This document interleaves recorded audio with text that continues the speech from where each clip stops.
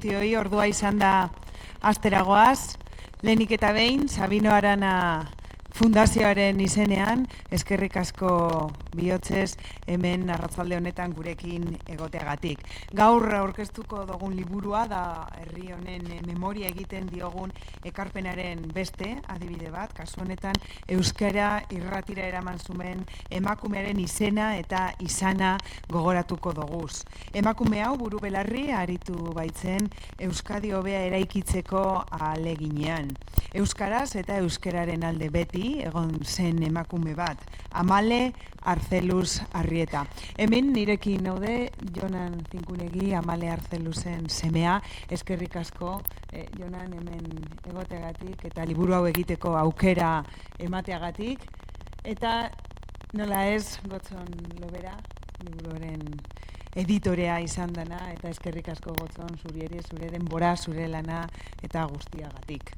Amale Arzeluz Arrieta nació en San Sebastián el día 19 de febrero de 1924 en la calle Fuenterrabía. Hija de Ander Arzeluz y Amalia Arrieta, fue la primera de los 4 hermanos, seguida de otra chica, Itziar, y de 2 varones, Ander e Iñaki. Amale es hija y protagonista de su tiempo y también de su país. Nació en medio de un ambiente familiar y social que buscó cambiar el rumbo que llevaba en Euskadi y también su cultura. Se embebió de las palabras y hechos que observó a su alrededor: libertad para Euskadi, desarrollo de nuestro idioma, el euskera, igualdad para la mujer, promoción para los que se hallaban en los escalones más bajos de la sociedad. Todo eso le llevó a ser protagonista en primera fila o en posiciones también más humildes, pero siempre firme en los principios que emprendió durante toda su vida.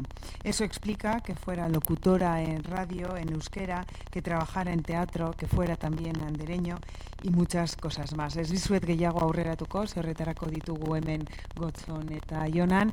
Barriro be guztioi eskerrik asko zuei eta Gotzon, nahi duzunean zeurea da hitza.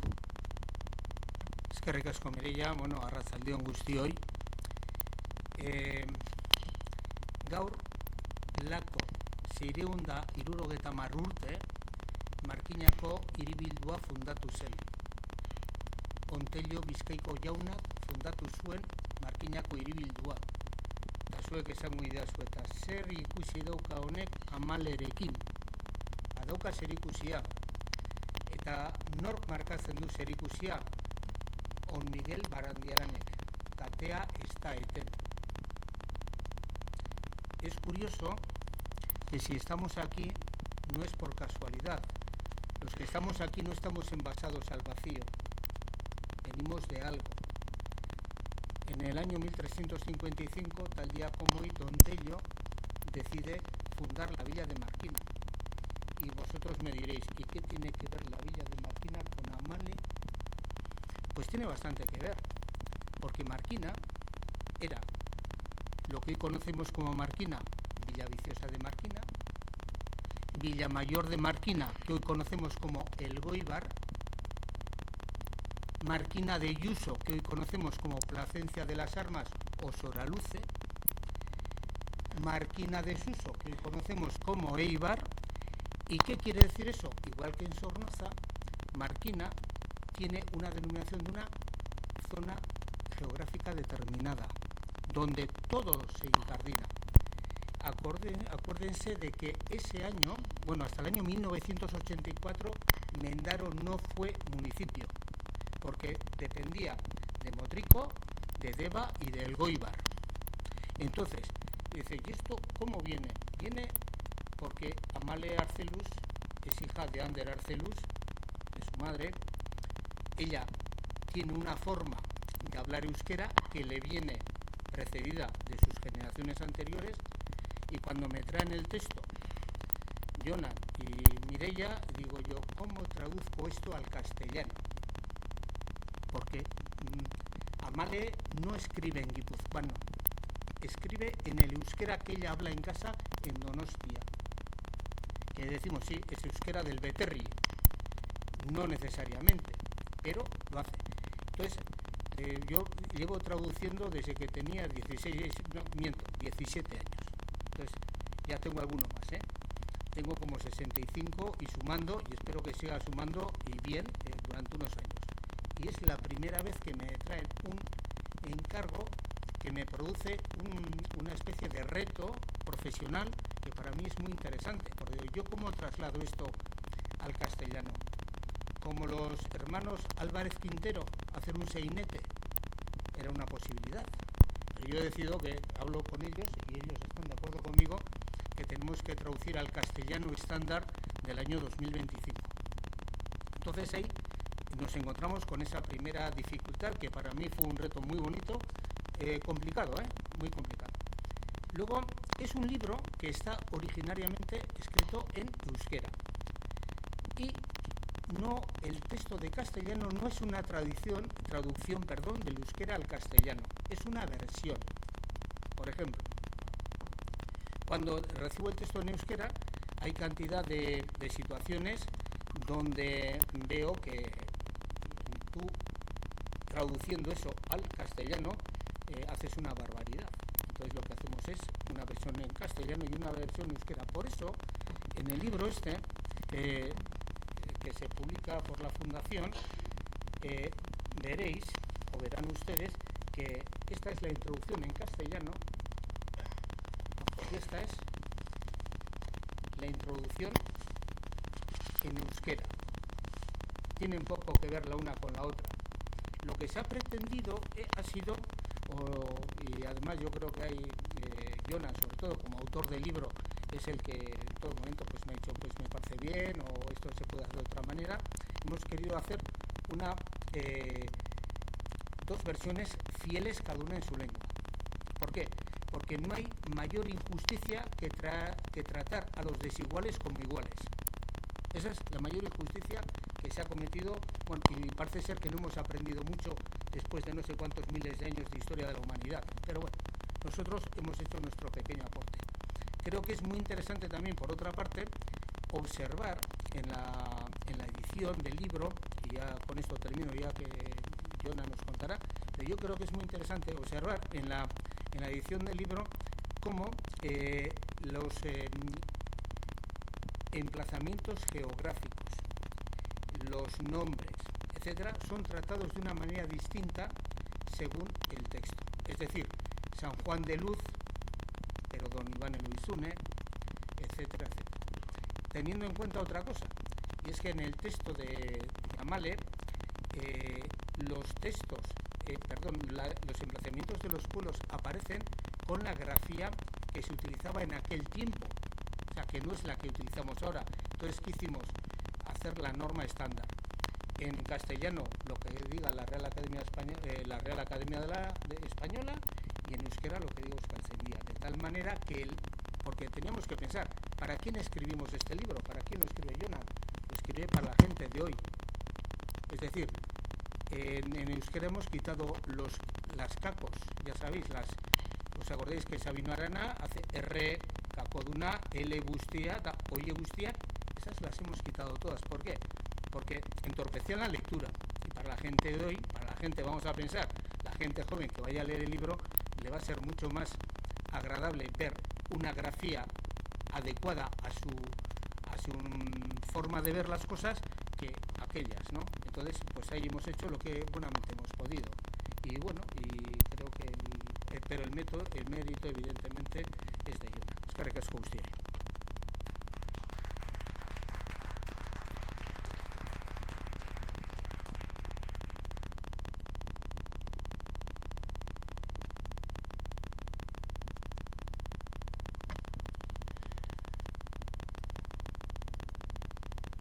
Bueno, Mireia Gotzon eta Jan Andreok arratsalde on denori. Eskerrik asko zuei. Ni ez naiz idazlea eta ez da gutxiago hizlaria. Beraz, aurrez zuen barkamena eskatu nahi dizuet. Egingo ditudan akatsengatik.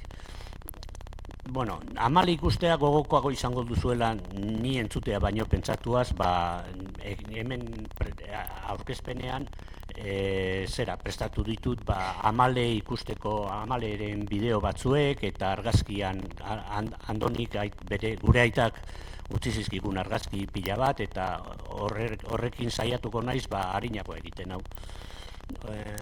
Amale esan digu Mireiak Donostian jaioa zela eta hori, baina orain Amalek berak kontatuta entzutean gustatuko litzaidake. Amale, Artzeluz, Arrieta. Eta ze urtetan jaiotakoa zehazu? 1924. Otsailan, 19, Donostin. Ondarrabi kalean, Fuenterrabia kalea. Baina gero nire bizia asko alunguzian, Donosti izarrian. Horritu nire aitona amuna, nire oso gaizebak aitean aldetik eta asko nintzen. Ez du nahi Amale bakarrik eskaini, bakarrik omen du gaur. Eskaini nahi diot hau ere, garai hartan lana egin zuten aberriaren eta euskararen alde andereño eta irakasle batzuek. Digo que quiero homenajear también a las andereños, que más de 200 que hubo en aquel tiempo, que dieron toda su vida por la patria y por el euskera. Aquí tenemos unas cuantas de las primeras. Aquí tenemos a Itziar, Amale, Faustina Carril. Aquí no las conoceréis porque eran de Donosti todas, claro. Aquí hay unas 200 que es, bueno, un montón que se juntaron cuando se les homenajeó en 2009. Aquí tenemos a Conchita Beitia y Mari Carmen Michelena, que son las dos de las pocas que viven entre nosotros de aquella época. A estas les quiero homenajear.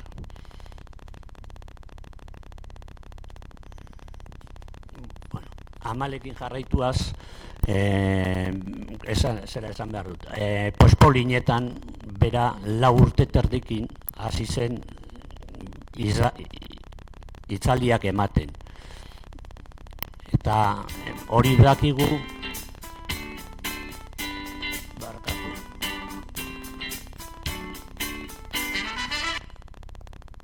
Musika, gora eta bera.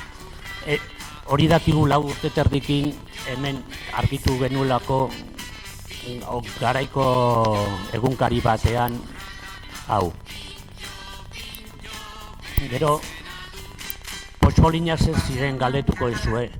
Pospolinak Ramon Laborda Paisak sortutako umetalde handi bazen, guraso eta andereño batzuen laguntzarekin.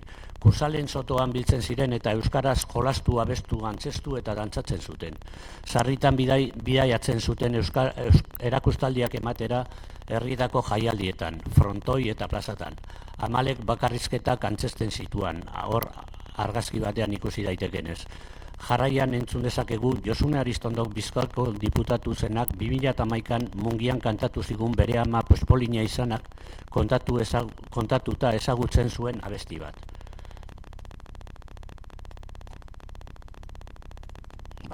Kantu batea gogoratzen eman idazten hazinaz, hortxe jarrita. Eta zatitxo balitza gogoratu dut eta nipe kanta egin duzuen jonek egin da moduan. Seguru nago gogoratuko duzela kanta hau bate baino gehiago. Hautxotan akalkatu, eta hori izan kanta, jolaztu zera bagoaz bai. Hor herrian daukagu Amale, eta hemen bere erakustaliak ematen. Bezin ederki abestuaz, alaituaz, zabaltzia nahi genduke zueri geure postasuna. Bioz guztia beterik pozestatxe ginez. Neskamearen marmarrak fue una de las obras que más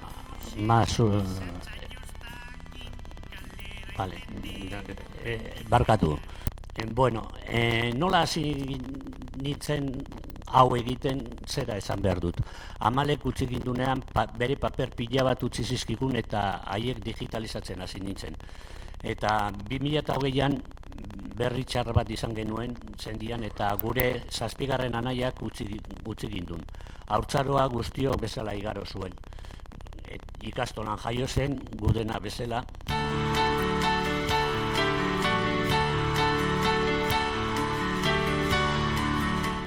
Eneko nos dejó y con eso encontramos en casa otro montón de papeles que había guardado Ama.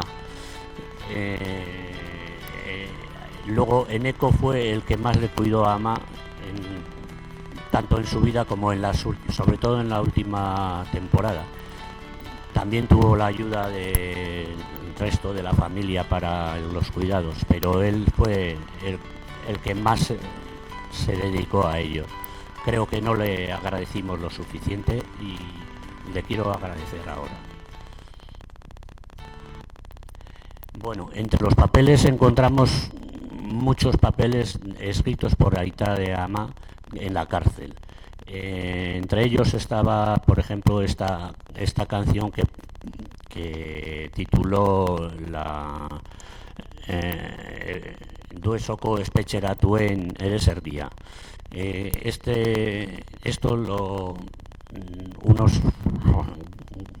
Unos familiares músicos, Xavier Arcelu, Xavier Rico, lo interpretaron y lo cantaron. Y aquí podemos oír algo de cómo cantaron mientras vemos un poco algunos de los papeles que recibimos.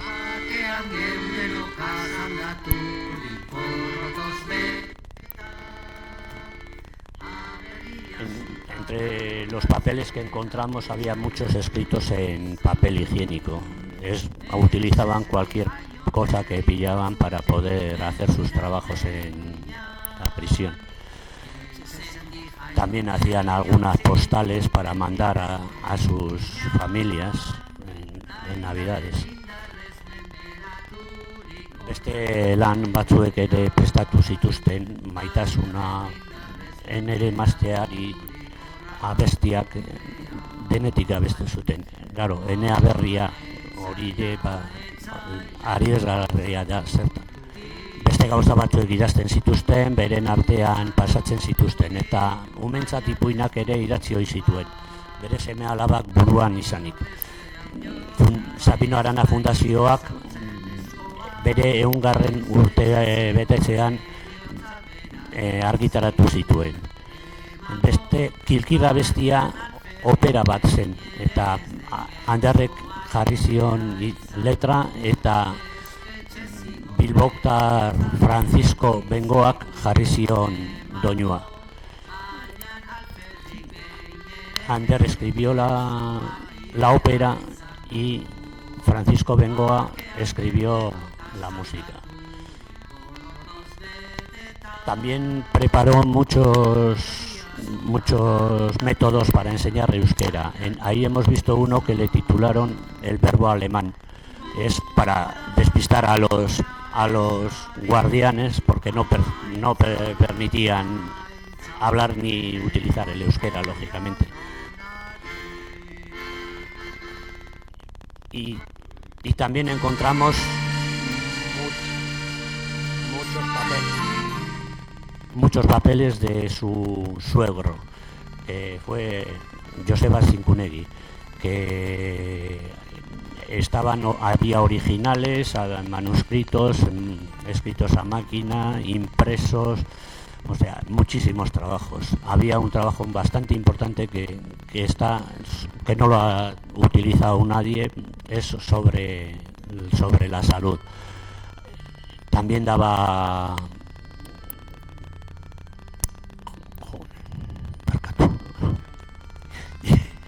es que galdu egiten naiz erderatik ezkerrara. Bueno, hemen ikusi hor irakurri dezakezute.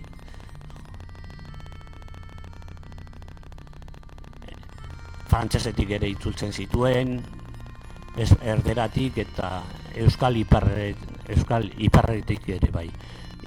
Gauza garrantzi handizkoa egin zuen hasierak irizpidea berak itzuli zuen kanpionen Hemen ditugu berak idatzitako hiztegia. Oso garrantzizkoa da, bere euskalki berriak berak asmatzen zitunak hor arkitzen ditugulako, eta horrekin jakin dezakegu berak idatzitako lanak ulertzen ditzazkegu. Estos son unos diccionarios que dejó de sus neologismos, con lo que es importante para entender muchas de las cosas que escribió él. Bueno, yo cuando recibí todo esto, primero que hice fue digitalizarlo. Y una vez digitalizado, pues pensé en qué hacer con ello y se me ocurrió hacer 3 libros, uno dedicado a Ama y otro dedicado a cada Aitona. Y estos libros pues los repartimos entre la familia, aunque algunos los llevamos a archivos, como a este archivo concretamente. Pero os voy a decir cómo hemos llegado aquí. Pues en el 2023 pensé que el 24, que eran los 100 años de nacimiento de Amale, quería hacer algo. Y se lo propuse a Marian de la Fundación, y a Marian me dijo que le parecía interesante hacer un libro. Y yo le comenté que había encontrado un escrito de Amale que había escrito con 88 años, que titulaba Nere Oroimenak, y que podríamos basarnos en eso para hacer el libro. Y así lo pensamos y tiramos para adelante. Entonces yo pues preparé un borrador y me lo corrigieron. Primero me lo corrigió mi sobrino y nieto de Amale, Eñaut, y resulta Etxaun, barkatu, Etxaun.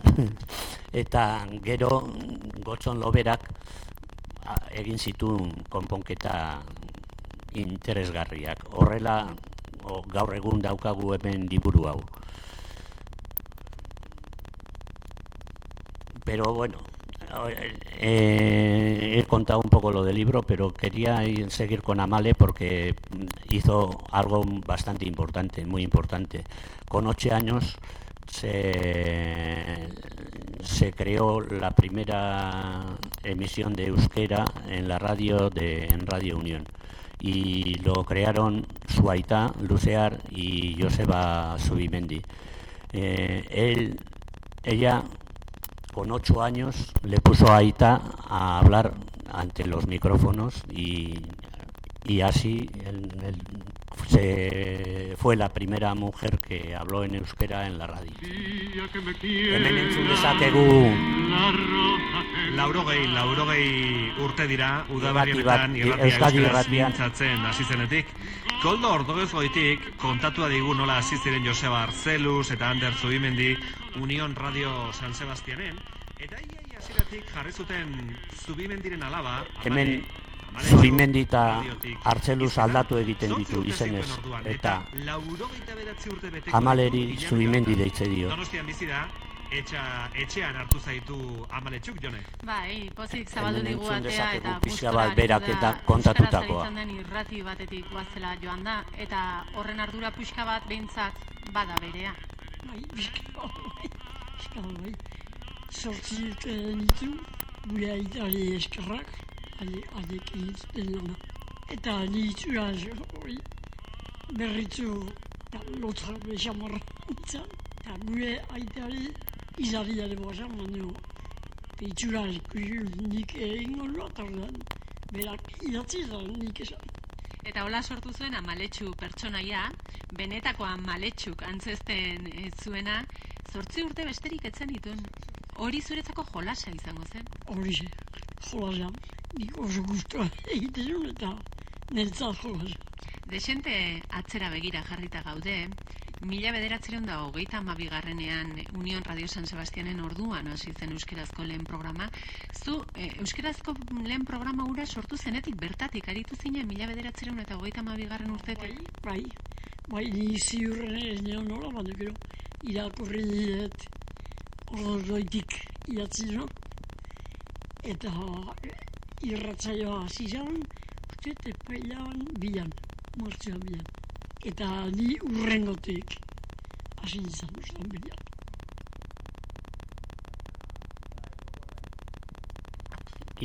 Garai gogorrak iritsi ziren. Aita alderdian Gipuzkoa Batzarreko kide egin zuten Zumarragan. Baina guda iritsi zen. Eta Amale bere ama eta hiru anaia arrabarekin barkatu jatsi nahi dut eta ezin dut. Barkatu, bueno. Amale bere seriagin Zarautza joan ziren eta gero Zarauztik Bilbora. Luzear Agirrekin eta Basterretxearekin aritu zen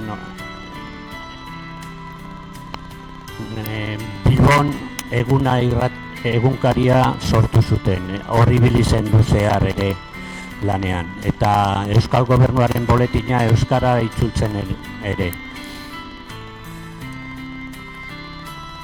Amalek eta Itziarrek Bilbo irratian ere aritu ziren aitak prestatutako lanak aurkezten. Eta Amalek azkeneko aldiz antzeztu zuen Neskamearen Marmarra.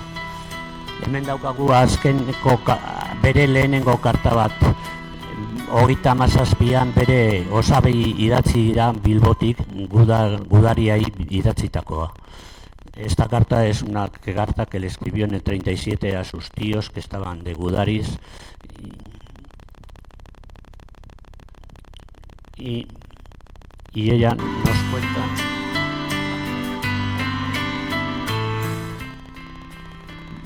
nos cuenta lo que les pasó aquí en Bilbao. Etxaia gainean genitun eta lau anai arrebak amarekin joan egin behar penula erabaki zuten gure gurasoak. Aita ez noski, buruetakoa zanez angelitu behar izan zu. Esta es la única foto que tenemos de la familia completa que la sacaron en Bilbao antes de separarse en el 37. Embarcaron en La Habana, en el barco de La Habana, y dice que fue muy duro tener que dejarle a Aita, y porque luego se iría con los Gudaris a Santander. Allí caería y estuvo preso 5 años.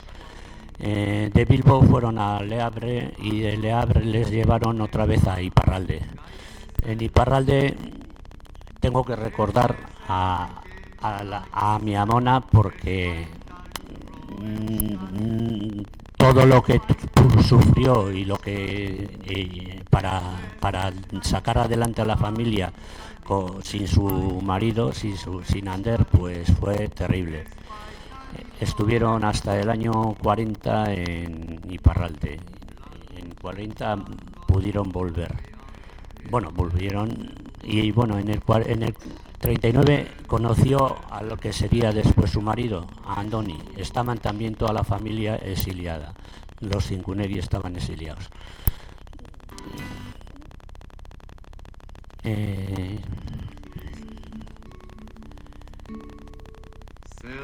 Ya en el 40 volvieron a Donosti y aquí no pudo seguir estudiando porque ella era la mayor de los 4 hermanos y tuvo que trabajar para poder mantener a la familia. Y así trabajaban su ama, que era maestra, y ella, que también estuvo dando clases de euskera, de euskera y de francés.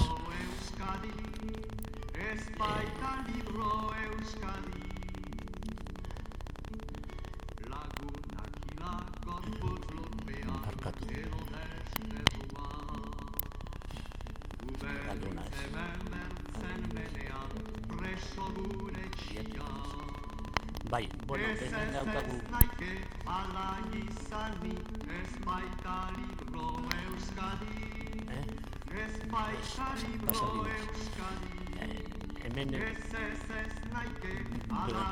hemen 18 urte bete zituenean bere aitak kartzelatik idatzi zion euskeraz euskerazko karta bat.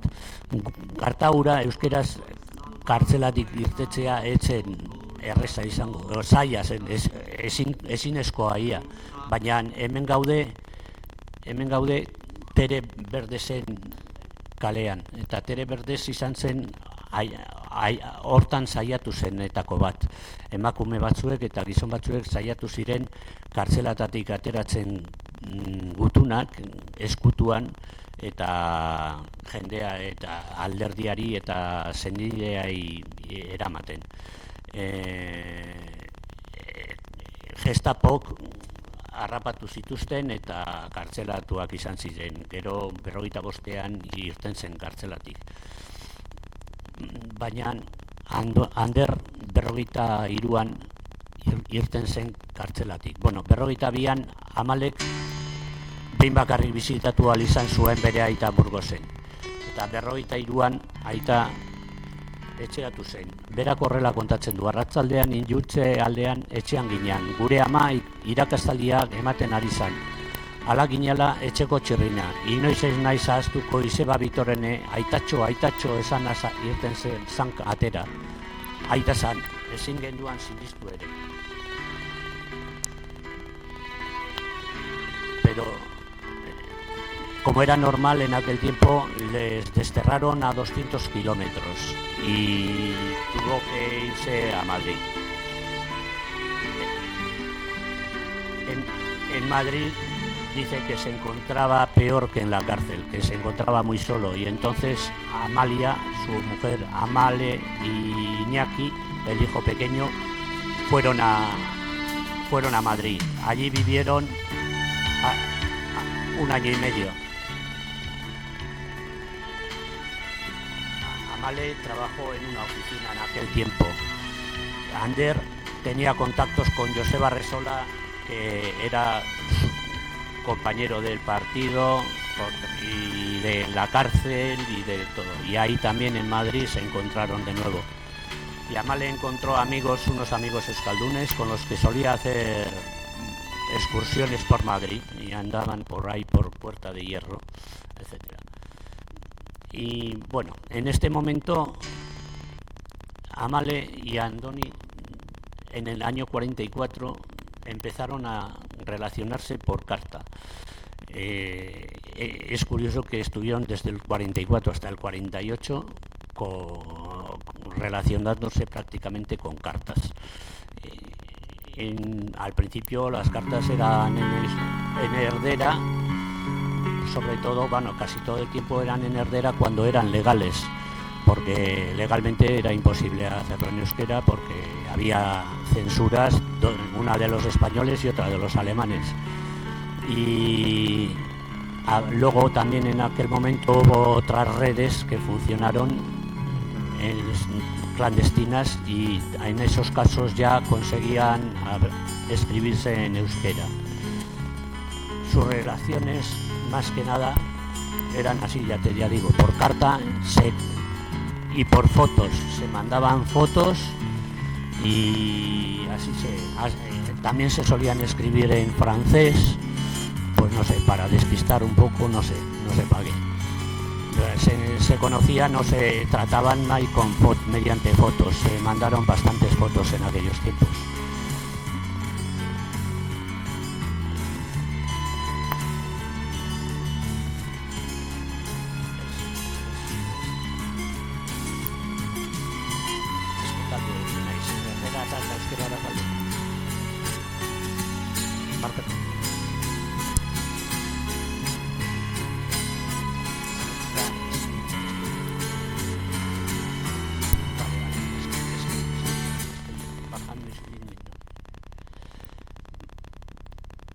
Bueno, hemen pasa ditut, hemen ikusi ditugun argazki hauek, Andoni isilpean pasatzen zen iparraldetik eta isilpean ikusten ziren Donostian. Astebete egoten zen eta, bueno, hortarako erabiltzen zituen estropada, Donostiko estropadak, eta frantzitik, iparraldetik itsasontzi batean ateratzen zen eta Donostiko batera pasatzen zen itsasoan eta Donostian agertzen zen. Gero aldrebes egiten zuen eta berriro iparraldera joaten zen. Hori 3 urteetan egin izan zuen. Bueno, gutun haien bidez dakigu 48 Amalek egindakoak. Andorniri kontatzen dizkiolako eta horrela jakin ditut gauza desente. Bera Madridik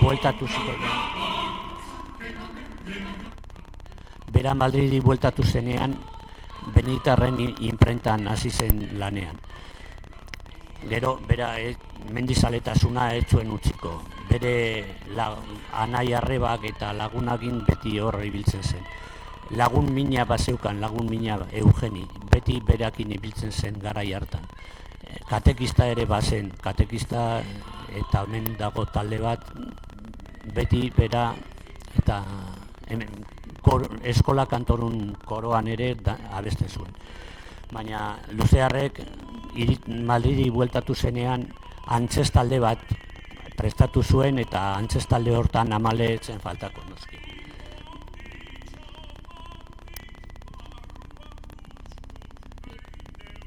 Gutunean Amalek Andoniri kontatzen dizkio bere antzerki saioetanko istiluak, ez zuten antzesteko errestasun handirik izaten noski. Honela kontatzen dizkigo garai hartan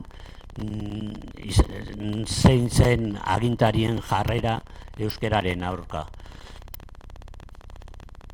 En estas cartas, en Erdera, también le cuenta lo que pasaba en sus actuaciones, los problemas que tenían para actuar, las censuras, etc.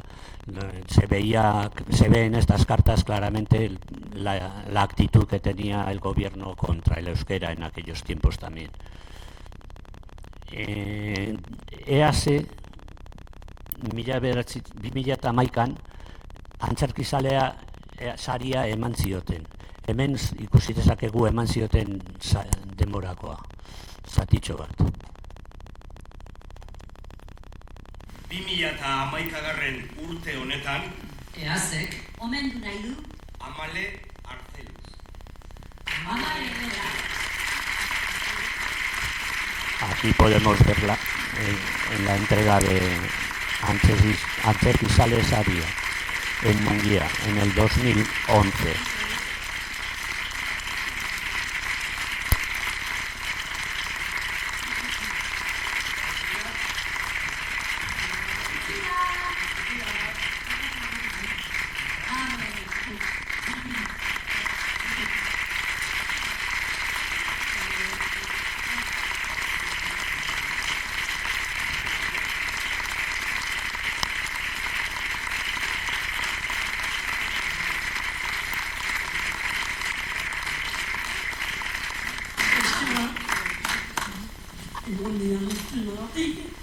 Eta gauzo honen gure aitari eskeni.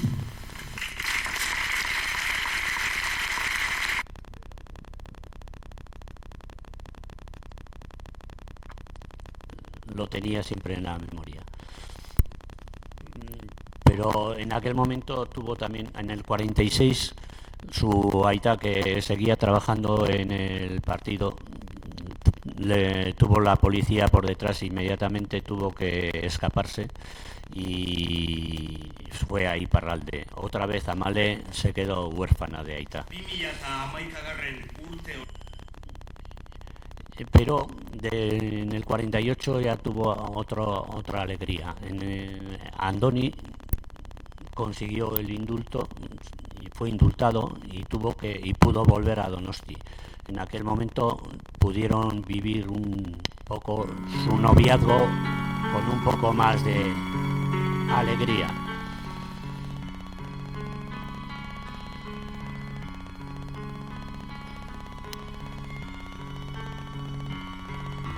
Sendieta lagunekin mendira ibilaldiak egitea eta bidaiatzea izaten zen atsegin zitzaizkien jardueratako bat.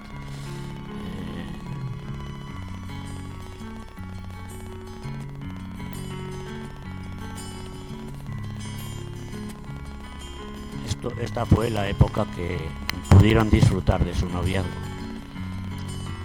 Y ya a los 5 meses, en noviembre, se casaron en la iglesia de Andamari, en Donosti. Ahí les podemos ver. Y en aquel momento se juntaron los Zinkunegi y Arcelus, después de 11 largos años separados. Por fin se encontraron de nuevo todos ellos.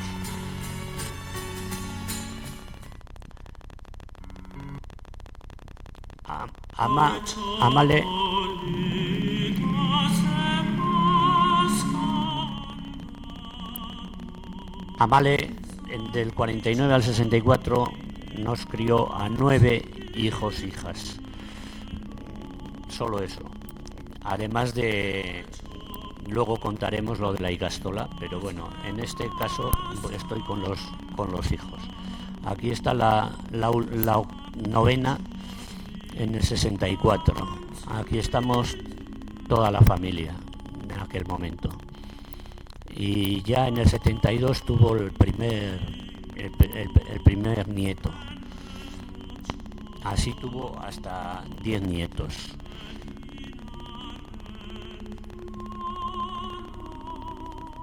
Siempre estaba rodeado de sus nietos, siempre rodeado de críos.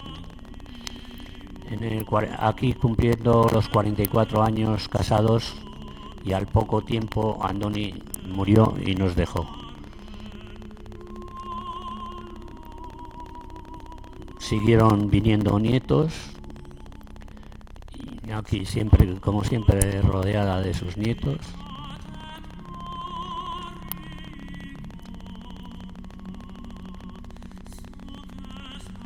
Y en el 2009, o no, antes tuvo ya sus bisnietos, que llegó a conocer a 5.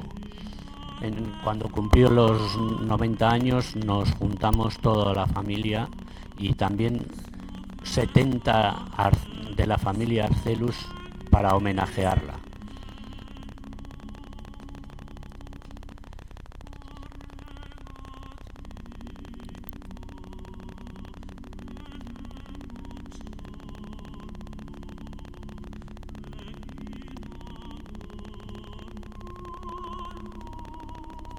Aquí con Eneco, que también la acompañó en todas partes. Ahora vamos a dejar que cuente un poquito algo de las ikastolas que contó ella en alguna radio.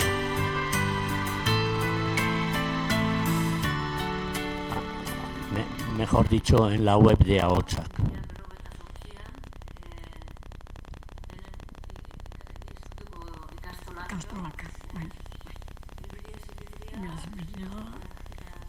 Ez du asko kontatzen, baina berak esaten duena da.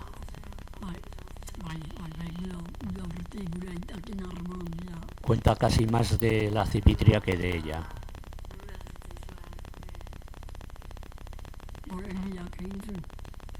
Siempre le da el mérito a Cipitria.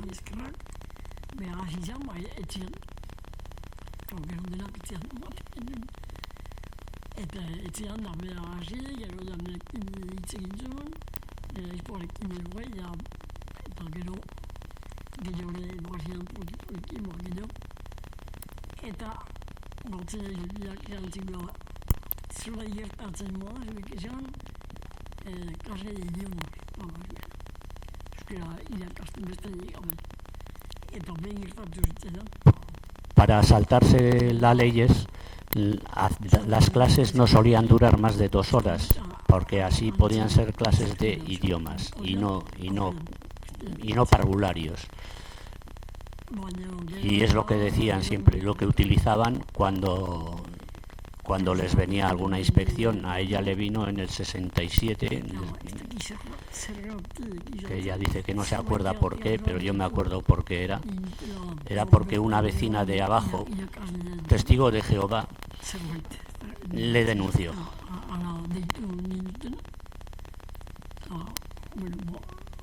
ezin dituak. Bera kontatzen du hori. La petite pegina, esclarge dio, así no tendrá. Bueno, qué pienso de ellos seguir. Bueno, pues ya tengas ya las consecuencias, etc. Bueno, muy bien, ¿no? Si ya tengo yo ese reino, ese capitán de lo alto.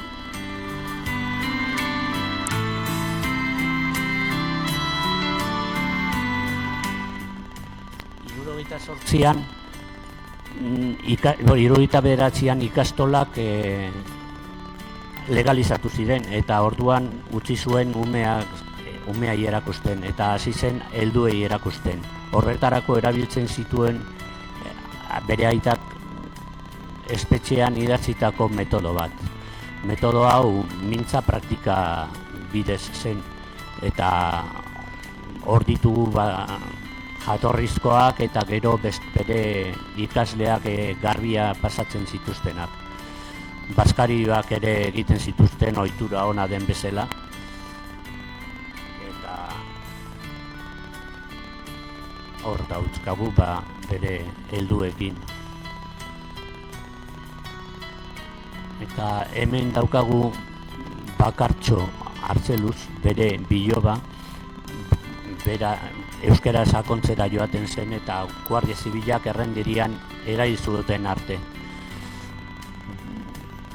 Hau izan zen bere amalentzat oso gogorra izan zen.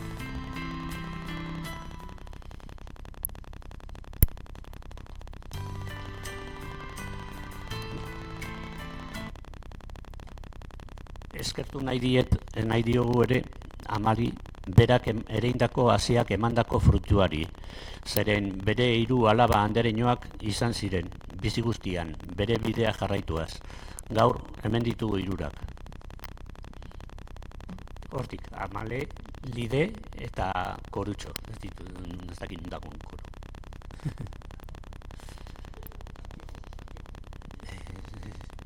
Galduta dago. Orain bitxikeri bat paperen artean arkitutako bitxikeri bat ikusiko dugu.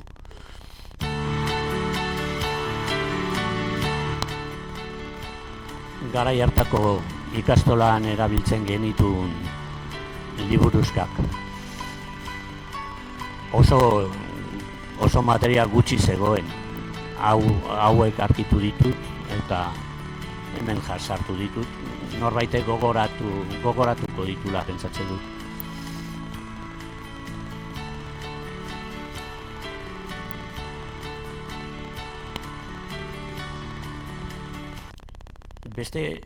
Beste lan bat egin zuen.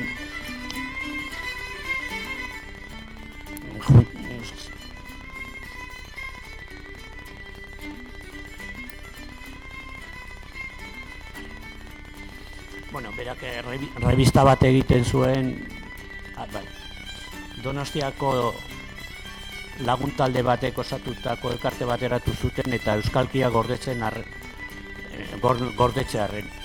Bera izan zen lehendakaria eta bere esku zegoen egiten zituzten idazlanak moldatu eta argitaratzea. Hor ikusi ditugun Herri Euskera izendatutako aldizkariak.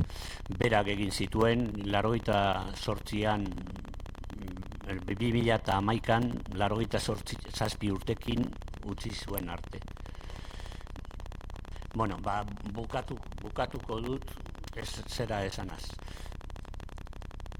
Amaleren azken garaiko bidetxoa jarriko dizuet. Bukaera abestuaz egitea proposatzen dizuet. Amalek oso atsegin zuen abestia kantatuaz. Hil zenean Elizan bere biloba etxaunen emazteak ebek eta bere lagun batek eskaini ziotena Amaleri Elizako bere agurrean. Salvadorren eriotzean abestuaz. Hemen ikusi dezakegu bere azken kaleratzea presoen alde hil bainan hilabete lehenago. Eta hemen ikusiko ditugu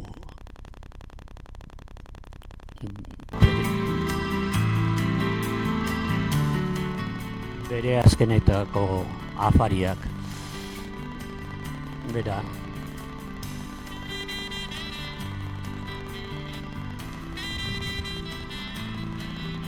hilabete, 3 egun lehenago pasa nuen alfombra gorritik, hain merezia zuen alfombra gorritik.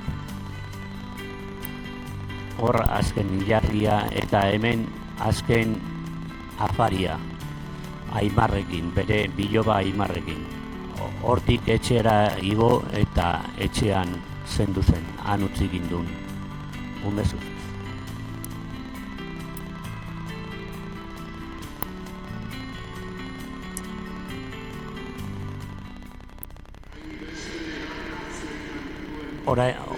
Orain dator bukaera eta abestu nahi duenak abestu dezake.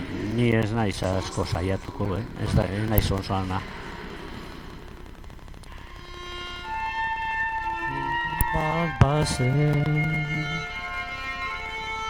Orotan bioz bera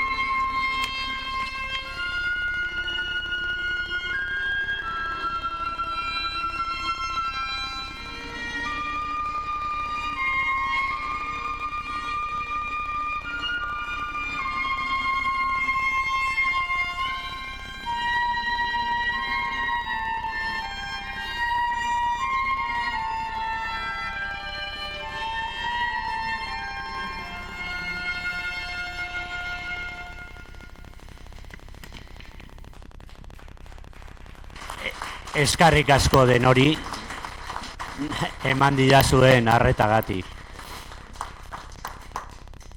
Eskerrik asko, Jonan, zure hitzaldiagatik. Eta orain badaukazu horrelako tarjetak zuen lekuetan, ezer lekuetan, norbaite galderaren batekin nahi baldin badu, baditugu ja, galdera batzuk. Lehenengoa da, uste aldozu Amalek aitortua ikusi zuela diktadura frankistan euskeraren alde berak eta bera bezalako emakumeek egindako lana? Bueno, esan dezaket gehienean baietz onartu ziutela, jendeak eman ziola rekonozimendua, baina bai izan zuen arazotxo bat. Eusko Jaurlaritzak eman zuen, pentsatu zuen, 2003an Andereñoi garai hartan egindako urteen arabera urteko ordain tinko bat ematea erabaki zuen. Baina Amaleri ez zizkioten lan egindako urte guztiak onartu. Azkeneko 3 urteak ez zizkioten baliokotzat eman. Haien ordaina ez zuen jaso. Amalek elegitea aurkeztu zuen, hori gargitzeko, baina buelta asko eman ondoren ez zuen lortu ontzat ematea lan egindako urte haiek. Esan bezala, lehen esan dudan bezala, 2 ordukoak izaten ziren klaseak, bai ordun, bai lehen, beti ikastola guztietan 2 ordukoak izaten ziren. Gu ezipiteekin egon ginean, 2 ordukoak ziren. Eta nahikoa izaten zen umeak prestatzeko. Baina ez zioten onartu esanaz 2 ordukoa bakarri zirela eta ezin zela hori onartu ikastola izatea. Beste urte guztiak bai, baina haiek ez zizkioten onartu. Orduan berezat nahiko gogorra izan zen hori. Baina, bueno, hemen daukagu uste dut hemen bea hilardia eta Lide Zabala hemen ditugula eta bera eskertu nahi diet eman zioten laguntza hura. Mil esker bi hori.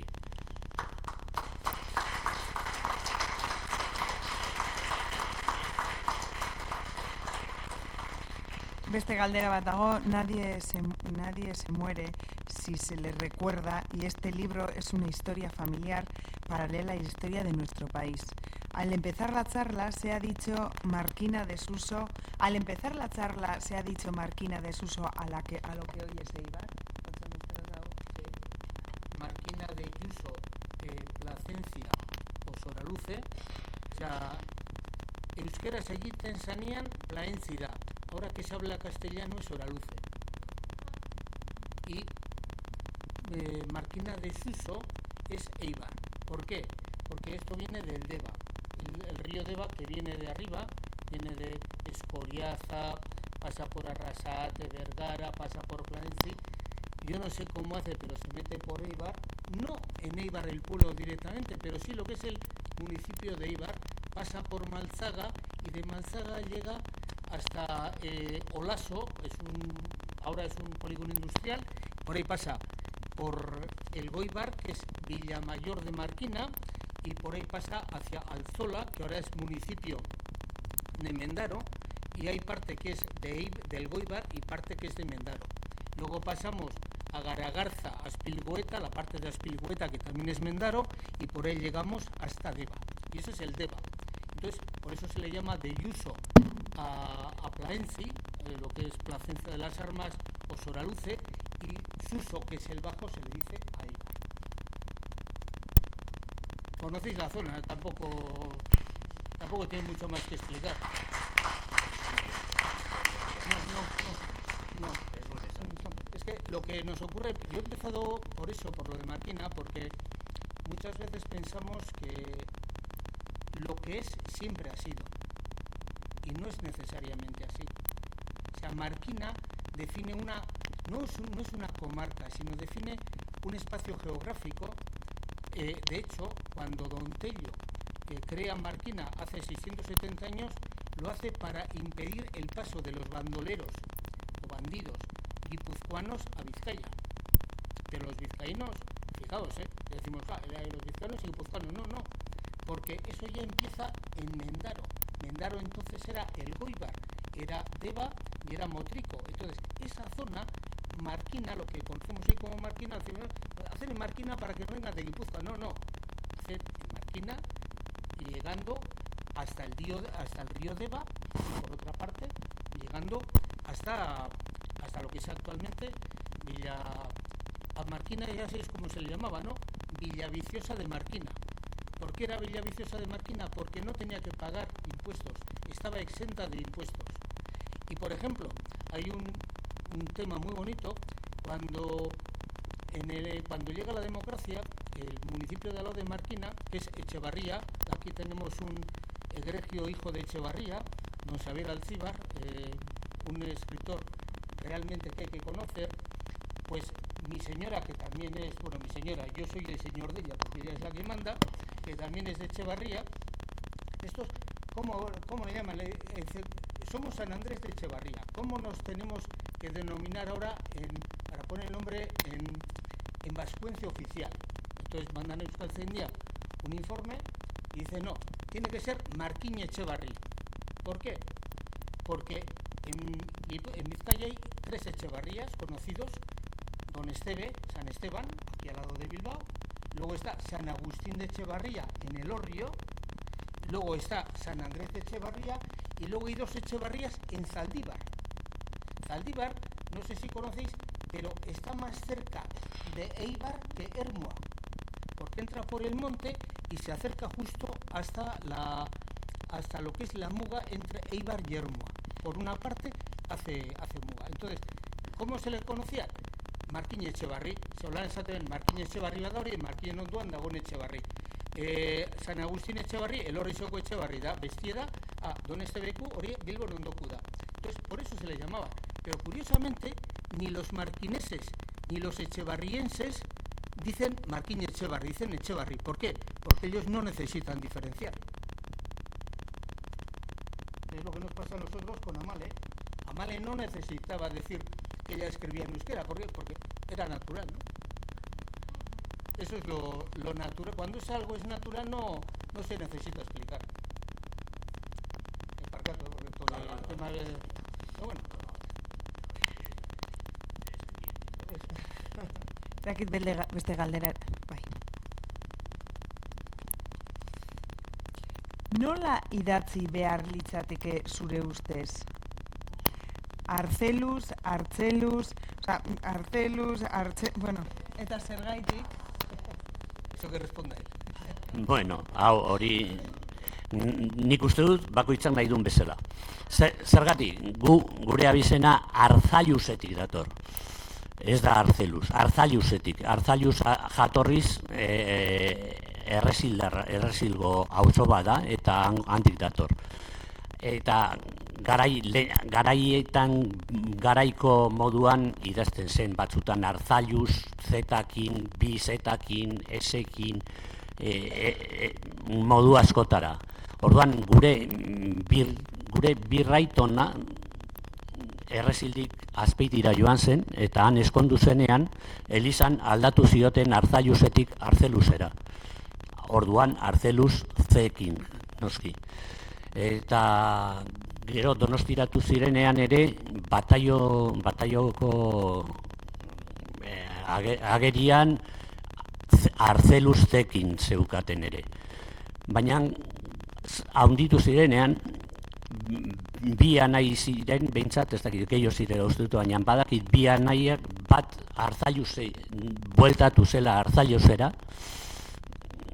gure amak amalek bazitun Donostian lengusuak, batzuek Arzailuz zirenak, eta berak berriz Arzeluz. Garai hartan, frankismoan, zekin, zetakin ezin zen. Orduan, aldatu ahal izan zenean, nik aldatu baina lehenago ere, gauza ez ofizialetan nik Arzeluz zetakin erabiltzen nuen. Gero ikusi dut eta gure aitonak Arzeluz zetakin erabiltzen zuen, baina beste batzuetan T-zetakin erabiltzen zuen ere. Eta euskeraz behar politagoa da T-zeta. Arzeluz ez da esaten, Artzeluz esaten da. Orduan T-zetakin izan behar du. Eta nik badaukat hementxe nire arreba bat T-zetakin daukana, nik ez adibidez. Nola egin behar dan, gero baditugu beste lengusu batzuek zekin segitzen dutenak. Bakoitza nahi duen bezala egiten du. Ez dakit, abizenetan nik uste dut ez dagoela legeztatua. Kontua da, euskal abizenekin gertatu dela gauza bat. Hau da, jendeak euskaraz hitz egiten zuela eta esaten zuen, zuk zelan daukazu izena, bani alakoa daukat. Baina entzuten zuena, hau da, idazlea gehienetan erdalduna zen. Orduan berak, kontuan hartu gauza bat, es muy sencillo. En euskera hay unos sonidos que no existen en castellano, como todas las fricativas. C, che, se, ye, ye. Esas no existen en la fonética castellana. Entonces, ¿qué ocurre? El que viene, o sea, yo he conocido hermanos que, por ejemplo, Orma Echevarría, unos escribían con H y otros sin H, los mismos hermanos, ¿verdad? Porque vamos a decir, el amanuense llegaba y escribía según lo que le entendía, y eso luego se convertía en ley. Entonces, muchas veces dicen, no, siempre se ha escrito así. Os voy a poner un ejemplo que está en la mente de todos. ¿Por qué Miravalles se escribe con B? Porque dice, no, pero es que Miravalles hay que escribir con V. No. Tened en cuenta que nosotros en euskera andamos muy tarde por nuestra estandarización, pero en castellano hasta el siglo XX, comienzos del siglo XX, no está definida la grafía castellana. Por eso, si os dais cuenta, por ejemplo, si sois de Guipúzcoa, os daréis cuenta que, por ejemplo, el apellido Echave tiene mucha alternancia entre la V y la B. Por ejemplo, ¿no? Entonces, ¿qué ocurre? Miravalles, ¿por qué se escribe con V y otros con B? Porque el amanuense de turno, el escribano de turno llegaba y según lo que él había estudiado y él entendía, pues lo escribía. Entonces, no es que esté mal con V o con B. Otra cosa es que me digan, ¿cómo escribirías hoy? Pues no lo sé. Yo, sinceramente, hoy, la norma es la siguiente. Yo digo lo que es la norma, luego cada uno que haga lo que quiera. Es Arzeluz TZ Arautuan. Esa es la norma. Cuando empezamos a hablar del libro, le pregunté a Jonan, ¿cómo pongo Arzeluz? Pues mira, como aquí cada uno se nombra como realmente quiere, si tú quieres con Z, pues con Z y no con TZ.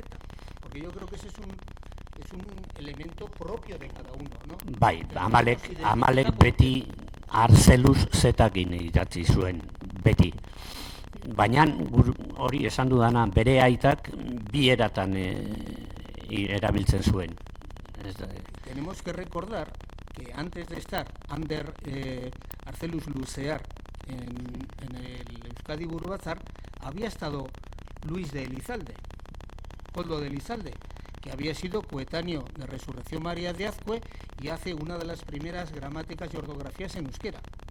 Es decir, ¿qué ocurre? En aquel tiempo estaba muy vivo todavía lo que es actualmente, si le dicen Iker Casillas, que debe su nombre a Sabino Arana Goiri, pues seguramente que se pone Ambrosio.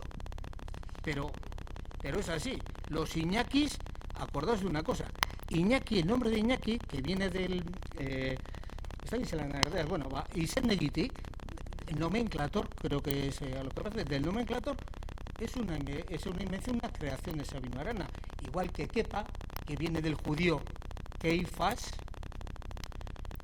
Lo de Koldo tiene mucho más mérito, porque eso viene del polaco, que es de Koldovica, porque el nombre de Koldo entero es Koldovica. Luego lo que se hace es un hipocorístico, de tal manera que lo achantamos un poquito, lo dejamos en Koldo. Pero todo ese tipo, y tiene un... o sea, fijaos lo que anda por ahí. Edurne, miren, además ya sabéis lo que decía Sabino, ¿no? Sabino decía que los nombres de mujeres tienen que terminar en E y los de hombre en A. Pero, y dice, pero, salvo la Virgen María. Y en la Virgen María no es Mirene, es Miren, pero actualmente también yo conozco casos en Vizcaya de nombres de Mirene.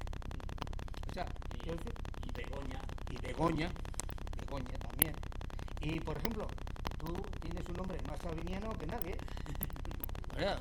Si es Joseba, John, Joseba. No lo sé. Hombre, lo que está claro es que de Juan no viene. Eso está clarísimo. Eskerrik asko, Gotxon. Eskerrik asko, Jonan.